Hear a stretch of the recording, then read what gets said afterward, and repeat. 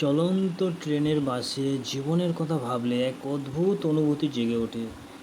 জানালার বাইরে দ্রুত ছুটে চলা গাছপালা, মাঠ, নদী সব যেন জীবনের গতির প্রতিচ্ছবি। ট্রেন থেমে থাকে না, জীবন তেমনি জীবনও কখনো থেমে থাকে না। প্রতিটি স্টেশন যেন জীবনের প্রত্যেকটি অধ্যায়। কোথাও কেউ নামছে, কেউ উঠছে, আবার কেউ কেবল কিছুক্ষণ থেমে থেকে এগিয়ে যাচ্ছে। এই চলার মাধ্যমে আমরা মানুষেরা নানা স্বপ্ন, আশা, সংগ্রাম নিয়ে এগিয়ে চলি।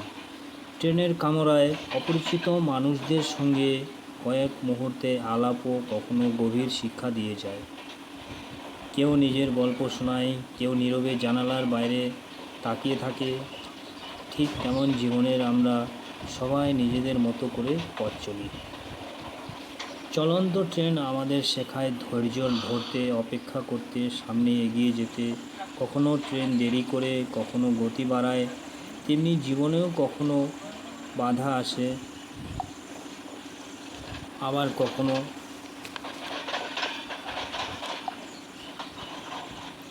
সুযোগের দরজাও খুলে যায়। গুরুত্বপূর্ণ হলো আমরা যেন থেমে না যাই, জীবনের লক্ষ্যকে সামনে রেখে এগিয়ে চলি। জীবনও এক দীর্ঘ যাত্রা, যেখানে প্রতিটি মুহূর্ত মূল্যবান। সুখ, দুঃখ, লাভ, ক্ষতি সব কিছু সঙ্গে নিয়েই আমাদের পথ চলতে হয়। চলন্ত ট্রেনে বসে মনে হয় গন্তব্যের চেয়ে যাত্রাটাই সবচেয়ে বেশি গুরুত্বপূর্ণ। কারণ এই যাত্রার প্রতিটি মুহূর্তই আমাদের কিছু না কিছু শেখায়। শেষ